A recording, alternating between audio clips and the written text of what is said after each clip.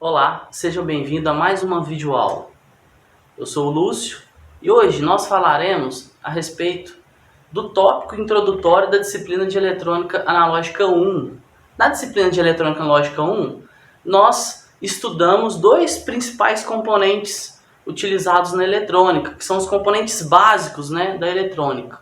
O diodo PN e o transistor bipolar de junção, também chamado TBJ. Para entender o componente básico da eletrônica analógica, que é o diodo, nós precisamos voltar um pouquinho no conhecimento básico lá de química e entender alguns conceitos e relembrar alguns conceitos importantes lá da estrutura atômica, para que nós possamos entender um pouquinho melhor como o diodo PN é construído. Bom, então a gente tem um modelo atômico de Rutherford Bohr, é o modelo da física clássica. Nesse modelo, nós temos a concepção de um átomo constituído por um núcleo.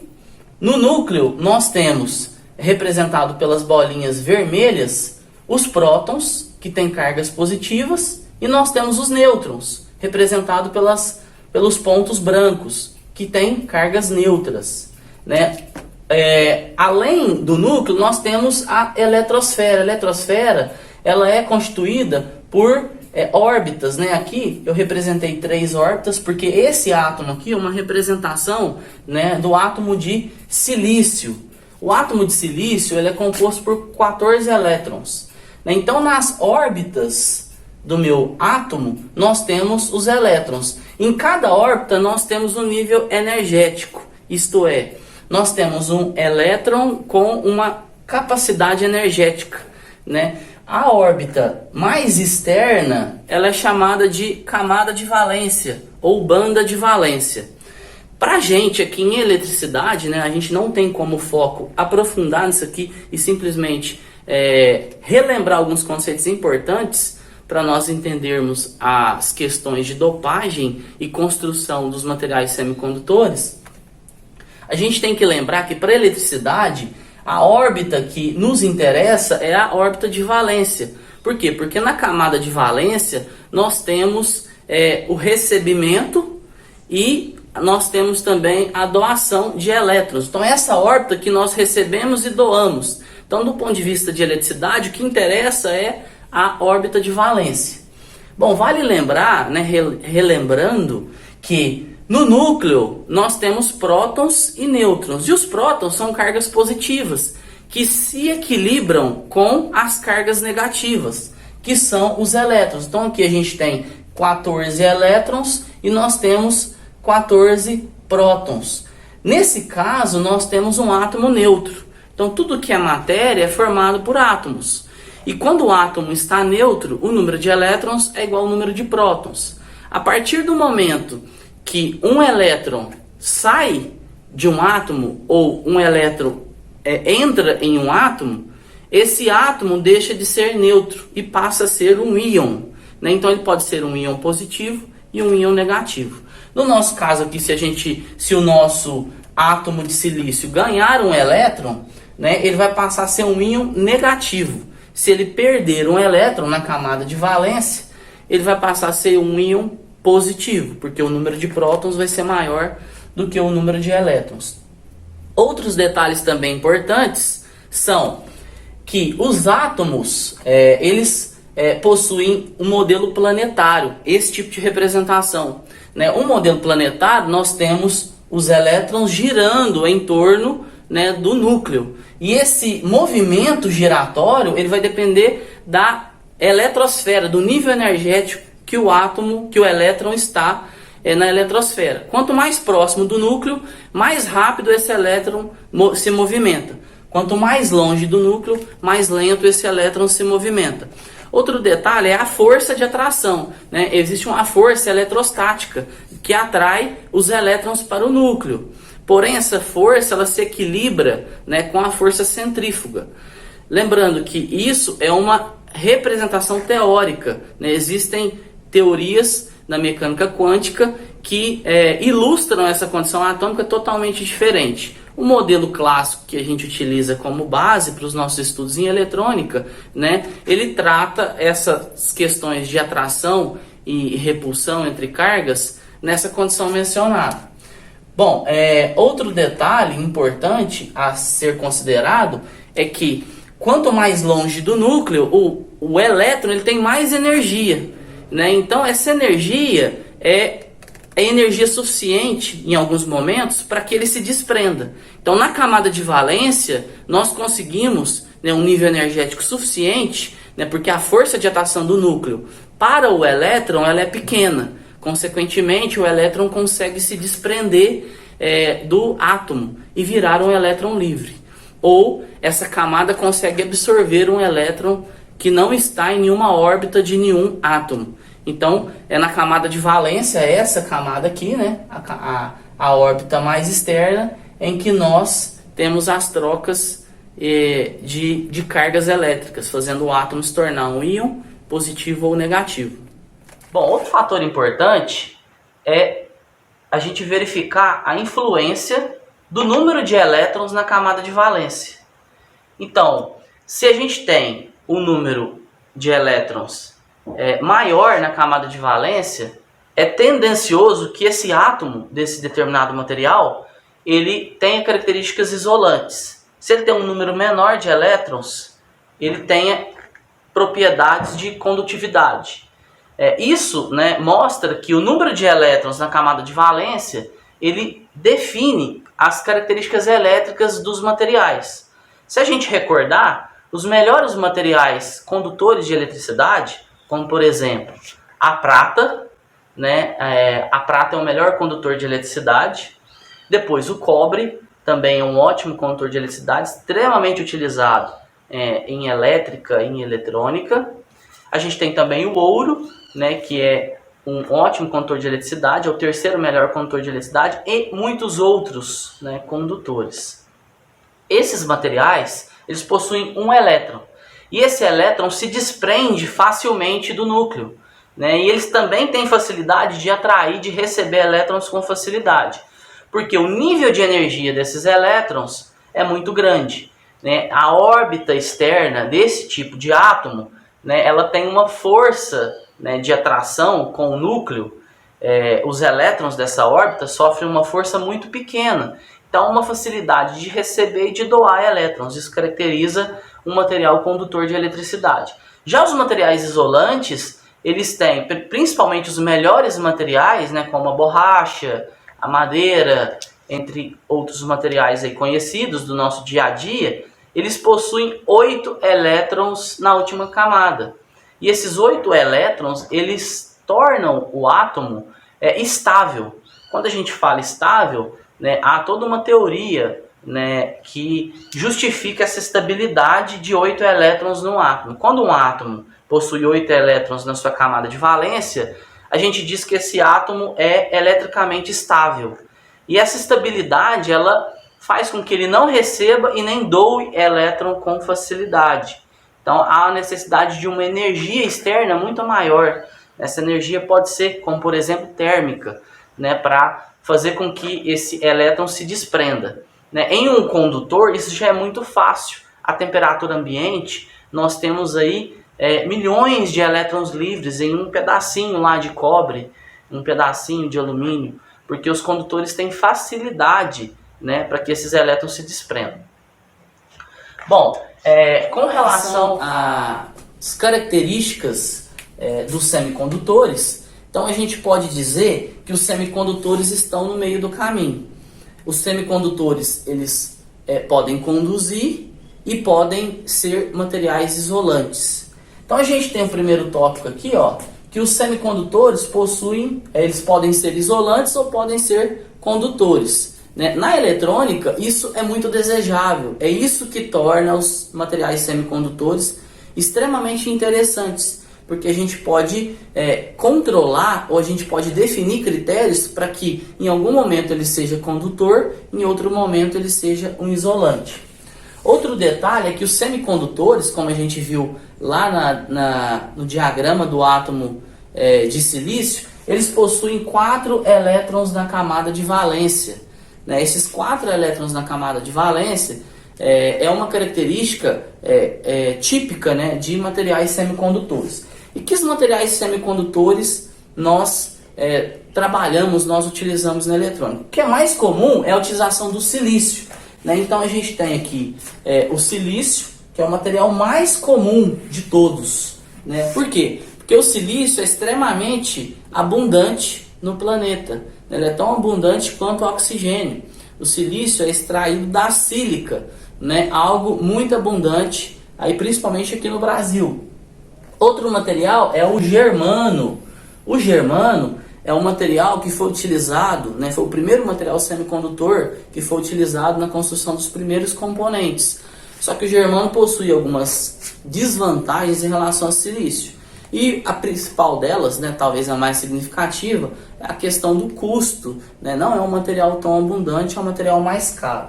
A gente também tem o arseneto de galho, né? O arseneto de galho é a utilização dos dois materiais, do arsênio e do galho. Esse material ele tem sido utilizado aí nos últimos anos, é um material também mais caro, porém possui algumas características que o diferenciam, algumas melhores e outras piores do que o silício, que é o material mais utilizado. Para a gente entender um pouquinho do silício, né, é interessante a gente visualizar a estrutura cristalina de um silício. Aqui, ó, eu tenho uma representação em 2D de uma estrutura cristalina. O silício ele é utilizado no processo de dopagem, que a gente vai falar à frente, ele é utilizado em fatias, né? Essas fatias de silício, a gente utiliza um material na forma cristalina. Em que o material na forma cristalina, ele é um material puro, que tem um grau de pureza muito grande, isto é, não tem outros elementos misturados com o silício. Ele é constituído de ligações covalentes. Então, se a gente observar aqui, ó, eu tenho 4 elétrons, que são as bolinhas vermelhas, né, que são os elétrons da camada de valência de um átomo de silício. Né? A gente tem aqui a representação de um círculo amarelo do átomo de silício. Cada átomo de silício possui 4 elétrons na sua camada de valência. E esses 4 elétrons, eles são compartilhados com os elétrons de outros átomos de silício. E esse compartilhamento ele é realizado através de uma ligação. E essa ligação é uma ligação química. Essa ligação química é chamada de ligação covalente. Dessa forma, nós conseguimos a estabilidade atômica, né, nesse tipo de material, na forma cristalina, em que cada átomo, ao invés de ter 4 elétrons, ele passa a ter 8 elétrons. Né, porque ele tem 4 dele e 4 outros elétrons de outro átomo. Então ele adquire 8 elétrons, tendo características de estabilidade, e esse tipo de material é extremamente isolante, ele é quase um isolante perfeito. O material dessa forma, ele é quase que não é interessante para a gente, né, em eletrônica. Então, para que o semicondutor se torne interessante, é necessário nós realizarmos outros processos. Aqui eu tenho um fluxograma. Nesse fluxograma aqui mostra, né, as características, as etapas básicas aí do processo. O silício ele é encontrado na natureza de forma bruta, né? Então ele vem com vários outros tipos de materiais normalmente misturados. Então ele passa por um processo de refinamento. Esse refinamento ele retira impurezas do silício. Daí, depois do refinamento, nós passamos a ter um material intrínseco. O que é um material intrínseco? É um material puro, ou com um grau de pureza muito alto, em que nós temos apenas cristais de silício. Com os cristais de silício, daí nós podemos fazer a segunda etapa, né, que é a parte de dopagem do silício. Para que o silício se torne interessante em aplicações de eletrônica, na construção de chips, e de componentes eletroeletrônicos, nós temos que realizar o processo de dopagem, fazer com que o silício passe a conduzir, né, não seja tão isolante. E aí esse processo de dopagem, após esse processo, nós passamos a ter um material chamado de material extrínseco. esse material extrínseco, né, vai nos possibilitar a construção de diversos componentes e dispositivos eletrônicos que a gente tem hoje aí produzidos em larga escala e em um nível aí de composição, né, de densidade eletrônica altíssimo. A gente consegue colocar milhões e até bilhões de componentes aí em pequenos espaços, em pequenas áreas de silício. Isso nos possibilita, né, construir circuitos extremamente complexos, como aí hoje a gente tem processadores, memórias de altíssima capacidade de armazenamento, processamento, utilizando as pastilhas semicondutoras como o alicerce, a base de ser construído todos esses circuitos. Bom, por fim, a gente tem então os processos de dopagem, que tem como objetivo, como já mencionado, possibilitar a construção de dispositivos eletrônicos, como por exemplo, que eu mencionei, foco dos nossos estudos, o diodo, PN e o transistor.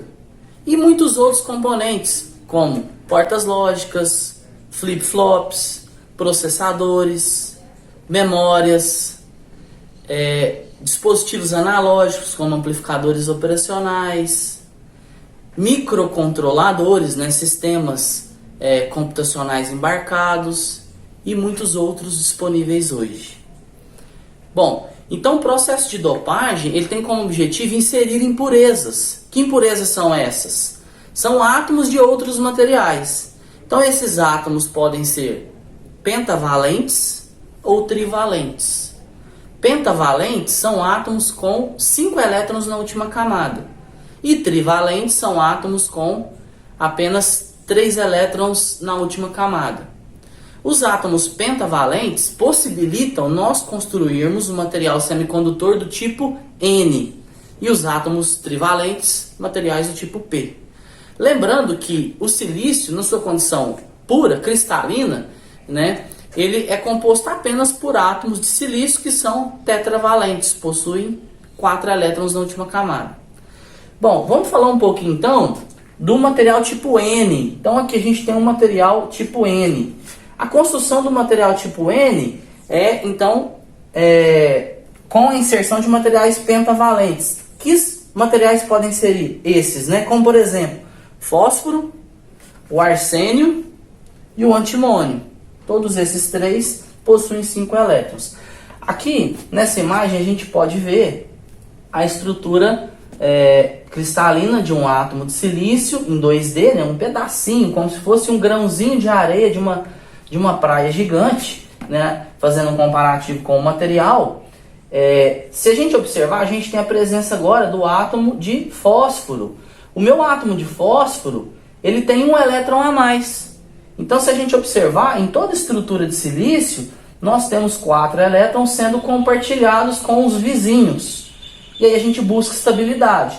Porém, o meu átomo de fósforo fez 4 ligações e sobrou um elétron.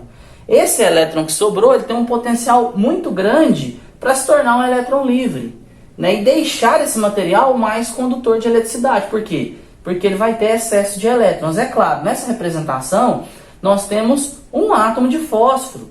Só que essa escala de inserção ela é muito grande, né? Na casa de milhares e milhões de átomos sendo inseridos no material de silício. Consequentemente, a gente vai ter um nível de elétrons sobrando, né? Muito grande. Consequentemente, a gente vai fazer com que esse tipo de material se torne um material do tipo N, que é do tipo negativo, porque tem sobra de elétrons. De outra forma, nós temos o material do tipo P. Bom, o material do tipo P, a gente usa um átomo trivalente. Aqui nesse exemplo, nós temos um átomo de boro. Esse átomo de boro, ele possui apenas 3 elétrons que estão sendo compartilhados. Porém, sobra uma lacuna, um espaço vazio aqui. Esse outro elétron que sobrou aqui, ó, nessa representação, ele vai se ligar com outro elétron de outro átomo de silício. E aí essa lacuna, ela não será preenchida, porque nós não teremos elétrons para preenchê-la. consequentemente nós teremos ausência de um elétron. Então esse material se tornou um material do tipo P, positivo. Por quê? Porque eu tenho menos elétrons, né? Eu começo a ter lacunas em alguns lugares. Então eu começo a ter espaços não preenchidos por elétrons. Só que uma quantidade grande de materiais, de átomos de bóron, de materiais trivalentes, vai possibilitar uma grande quantidade de lacunas. Então aquele material ele se torna um material positivo. Para fechar, né, nós precisamos também falar da questão dos portadores minoritários e majoritários. Esse conceito é importante até para a gente entender certos efeitos que acontecem em alguns componentes, como por exemplo o diodo, né? O diodo ele tem uma corrente que é chamada de corrente reversa. Ela é em função dos portadores minoritários, né? E o que são portadores minoritários? Então é interessante a gente entender o que são portadores majoritários e minoritários. Se a gente pegar aqui, eu fiz um exemplo, assim, um detalhamento. Aqui a gente tem no material N, nós temos como portador majoritário os elétrons. Por quê? Porque o material N a gente tem excesso de elétrons. No material N, os portadores minoritários, os que estão em minoria, são as lacunas. Não quer dizer que não existem lacunas no material do tipo N. Existem lacunas, mas são materiais, as lacunas são elementos minoritários e os elétrons majoritários. No material tipo P, o contrário, as lacunas são majoritárias e os elétrons minoritários. Bom, eu espero que essa aula tenha sido útil para vocês. Muito obrigado pela atenção, um forte abraço, bons estudos e até a próxima.